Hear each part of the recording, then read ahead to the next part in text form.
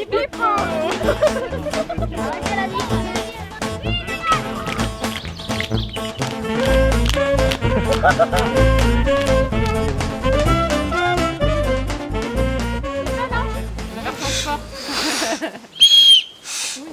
mais comment tu te sens? Avant de venir, je connaissais une personne et là, à l'heure actuelle, je connais tout le monde. Tout le monde s'entend super bien, il n'y a pas de jugement, il n'y a pas de critique parce que tout le monde veut faire la même chose, tout le monde est motivé, tout ça, donc il n'y a pas de toi t'es nul, toi t'es fort, c'est vraiment tous ensemble.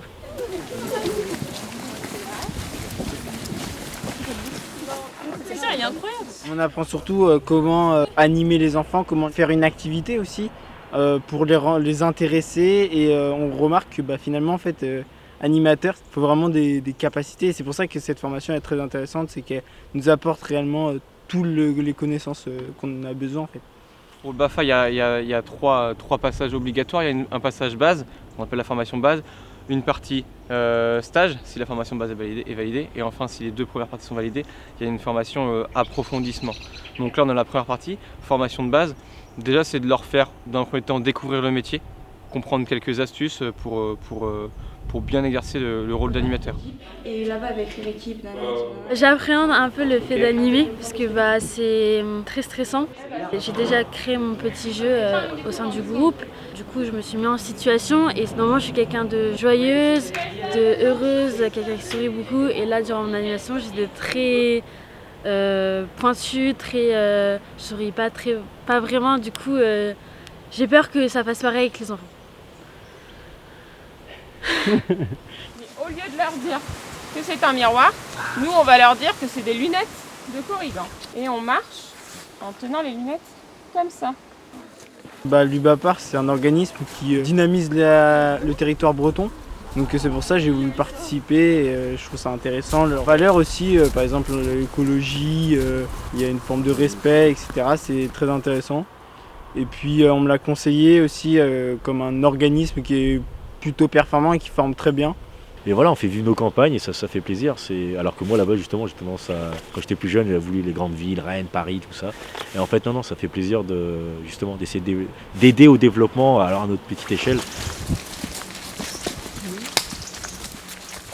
L'idée c'est de leur donner envie plus tard de creuser ce sujet et de se dire ok, j'adore sortir dehors, je vois l'intérêt de faire des animations dehors avec les enfants, je vois l'intérêt d'emmener les enfants dehors.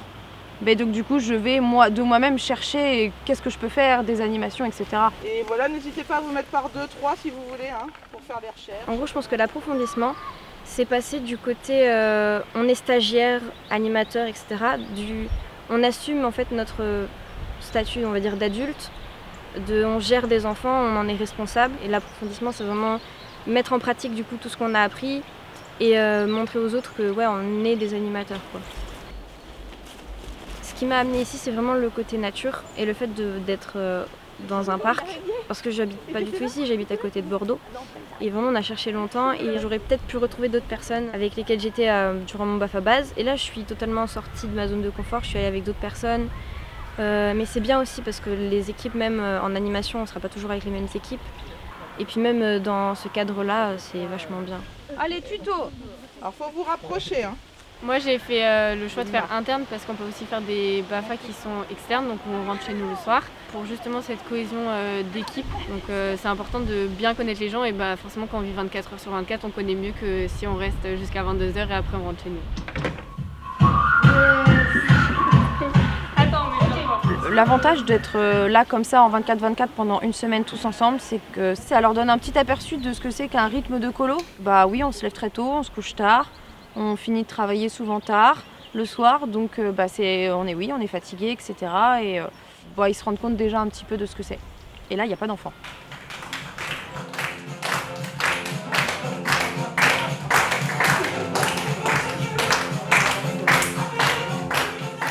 Même pour les personnes qui sont peut-être un peu timides, réservées, qui n'oseraient pas forcément aller vers les autres, les formations BAFA, ça permet de vraiment développer sa timidité à travers déjà les travaux de groupe qu'on a à faire pour préparer les activités.